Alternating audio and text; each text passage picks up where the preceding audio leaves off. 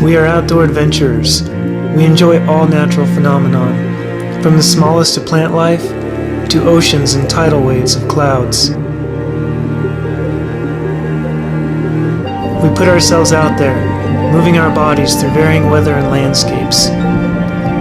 We are in tune with our surroundings and the surfaces under our feet, the air that we breathe.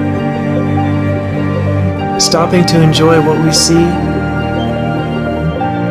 it can border on the magical, on the mystical, and the feeling can be indescribable. We dance with the terrain, often a slow and intimate dance. But it can be fast when our minds and our bodies allow. Injuries happen, yet we find ways to keep moving. The process never ends.